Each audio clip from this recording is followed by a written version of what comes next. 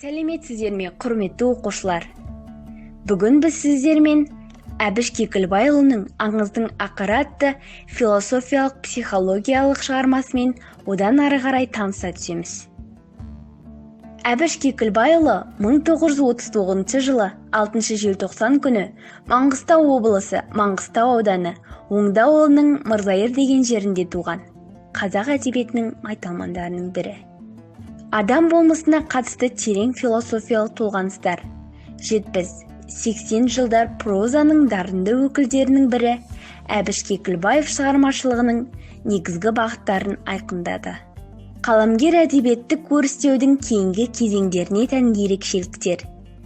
Тарих қойнауларында үңіліп, аңыздық желілерді көркемдік мақсатына сай қолдана отырып, өнердің ұлы нысанасы адамды тануға тың талпыныстар жасаған. Бағалай білмегенге бақ қонбайды, қуана білмегенге құт қонбайды. Әбіш Кекілбаев.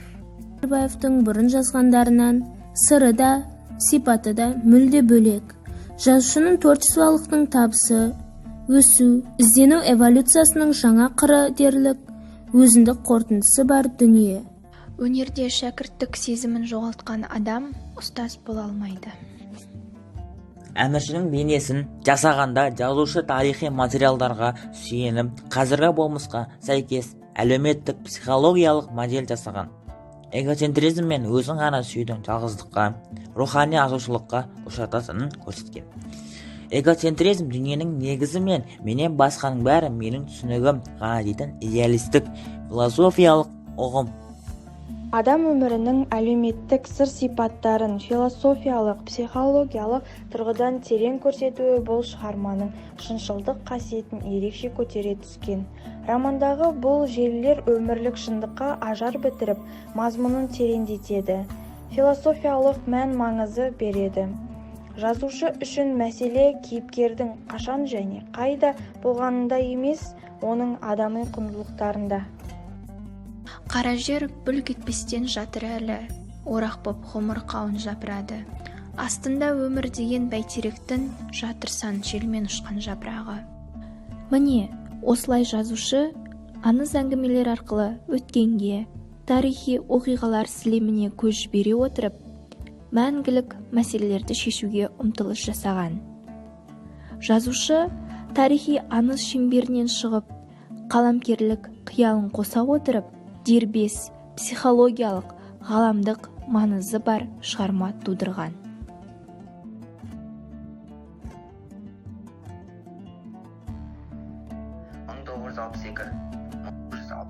жылдар аралығында Лениншіл жас газетінде бөлім меңгерушісі болып тағайындалды. 1970-1975 жылдары Қазақ фильм студиясында бас редактор болып тағайындалды. 1984-1986 жылдары КСР мәдениет министрінің орынбасары. 1986-1988 жылдары Қазақстан жазушылар одағы басқармасының екінші хатшысы. 1992-1993 жылдары Егемен Қазақстан газетінің редакторы. 1994-1995 жылдары Қазақстан Республикасының жоғарғы кеңесінің төрағасы. 1996-2002 жылдары Қазақстан Республикасының мемлекеттік хатшысы болып істеді. 2002 жылдан бастап Қазақстан Республикасының парламенті сенатының депутаты болып тағайындалды. Әбіш Кекілбайұлының алғашқы өлеңдер жинағы «Алтын шуақ» 1962 жылы жарық көрді. Ауыл өмірінен жазылған повесть, әңгімелер жинағы «Дала баладары» Әбіш Кекілбайұлының кең тынысты эпик суреткерлік болашағын танытады. 1947 жылы «Дәуірмен бетпе-бет» сын мақалалар жинағы «Бір уыс топырақ» болары жарыққа шығады. 1982 жылы «Шыңырау повестер» жинағы жарық көрді.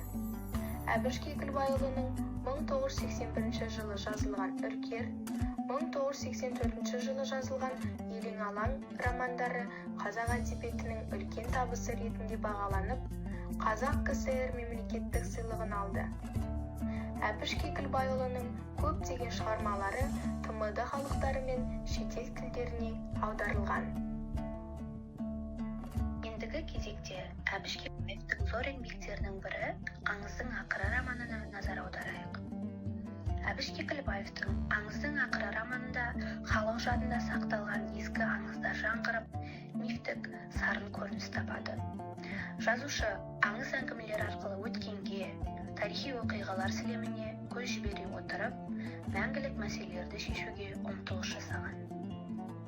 «Аңыздың ақыры» романы тарихи тақырыпқа жазылып, тарихта болған ақсақ темір өмірі бұл таза дерекке негізделген туынды емес. Жазушы тарих шеңберінен шығып, қаламгерлік қиялын қоса отырып, дербес психологиялық шығарма тудырған. Мұнда тарих фон, кезең колориті ғана. Романға арқау болған негізгі сюжет шығыс әдебиетінде де кездеседі. Тарихи дерек пен шығармашылық қиял, фольклорлық бастау мен реалистік баяндау ерекше жымдасады. Шығармадан халықтың аңыз әңгімелерін көркем қиыстырған автордың философиялық концепциясы барынша толық танылады.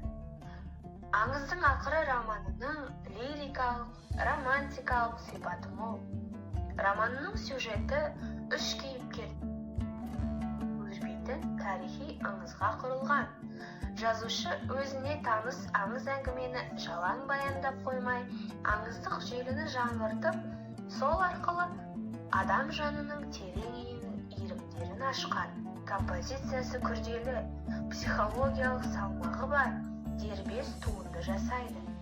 Әмірші кіші ханша мен шебердің арасындағы шарпысқан ішкі психологиялық сезім күйлері мен жан дүниесіндегі толғанысы, ой арпалысы шебер суреттеледі. Романның негізгі желісінің бірі әміршінің мінез-құлқы. Әмірші бейнесін сомдауда Әбіш Кекілбаев тарихи материалдарға сүйене отырып, бүгінгі заманға сай кейіпкердің әлеуметтік, психологиялық болмысын жасаған.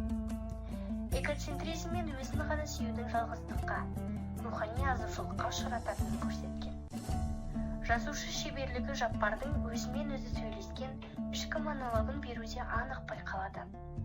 Шығармада мұнараның атқаратын қызметі өте ерекше. Ол шебер махаббаттың символы. Үш кейіпкерді, хан, ханша және шеберді өзара байланыстыратын, бір қазыққа байлайтын ортақ желі. Шығармаларында ерекшелігі аңыз әңгімелерді шебер пайдалана отырып, өткен мен бүгінге ортақ құндылықтар жүйесін жасады. Әбіш Кекілбаев қазақ тарихи романындағы аңыздық желілер, өмірлік шындыққа ажар бітіріп, мазмұнын тереңдетеді және философиялық мән маңыз береді. Қаламгердің сюжет желісі аңыздан арна тартқан «Аңыздың ақыры» романы. Саф алтындай таза тарихи психологиялық роман. Талантты қазақ прозаигі Әбіш Кекілбаев мифологиялық системалар мен структураларды игеру арқылы өткен мен бүгінгінің маңызды мәселелерін қозғай білген. Бұл кітап ойшылдықтың жоғарғы сатысынан қарағанда да аңыз әңгімелер мен бүгінгі күннің, өткен мен бүгінгі күндер тәжірибесінің қорытпасы.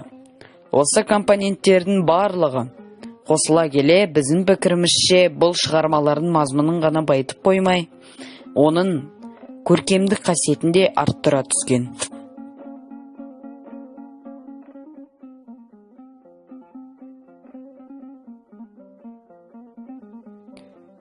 Әбіш Кекілбаев атамыздың көркем туындыларының бірі «Аңыздың ақыры».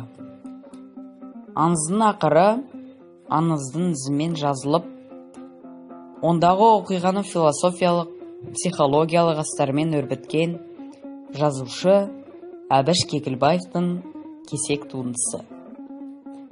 Бұл роман алғаш рет «Махаббат мұнарасы» деген атпен жарияланған. Роман 4 бөлімнен тұрады. Бөлім аттары: бірінші бөлімі ол «Қызыл алма», екінші бөлімі «Мұнара», ал үшінші бөлімі «Махаббат» және деген соңғы бөлімі, яғни төртінші бөлімі «Аңыздың ақыры». Шығарманың кейіпкерлері бар болған үшеу: әмірші, кіші ханым және шебер. Ұлы ханым, күтуші кемпір, бас шебер. Ахмет саудагерлер осы негізгі басты үш бейнені ашу үшін алынған. Ақыры романы тарихи тақырыпқа жазылып, тарихта болған ақсақ темір өмірдің бір сәті көрініс бергенімен, бұл үйреншікті мағынадағы дерекке негізделген тарихи туынды емес. Жазушы тарихи аңыз шеңберінен шығып, қаламгерлік қиялын қоса отырып, дербес психологиялық шығарма тудырған. Онда тарих фон, кезең колориті ғана. Әбіш Кекілбаев үшін оқиғаның қашан және қалай болғандығында емес, болған оқиғаның адамгершілік философиялық мәнінде. Сюжетке өткен дәуір оқиғасы арқау болғанымен, ішкі мазмұны махаббат пен зұлымдық, мейірім мен қатыгездік, жақсылық пен жамандық, ақ пен тақ, бақыт сияқты жалпы адамзаттық мәні бар мәңгілік мәселелерді қозғайды. Шығарма адамгершілік негізінің тереңдігімен ерекшеленеді. Романда оқиғаның хронологиялық тәртіппен дамуынан көрі жеке тұлғаның рухани ішкі дамуына басты назар аударылған.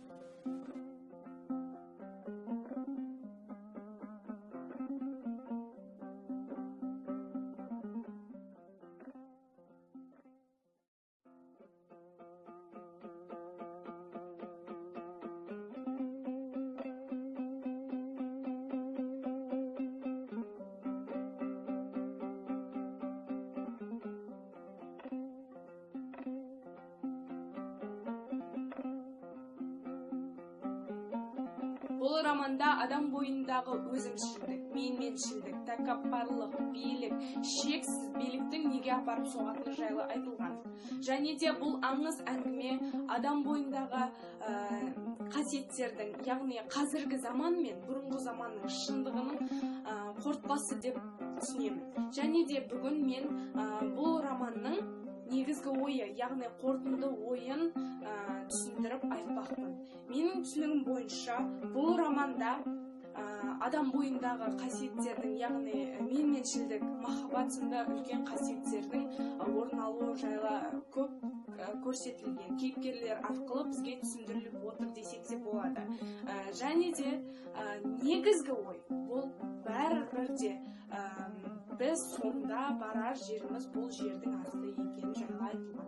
Яғни аты елге танымал ұлы әміршінің өзі соңындағы, ең соңында, өмірінің соңында түсінген ойы бұл бәрібірде барар жердің асты деген ойы. Шынымен де біз әлемді жаулап тұрған, жарты әлемді басқарған қанша жерде мықты хан болса да, ол адамның барар жері соңында жердің асты. Өмірдің қадірі өлім үстінде.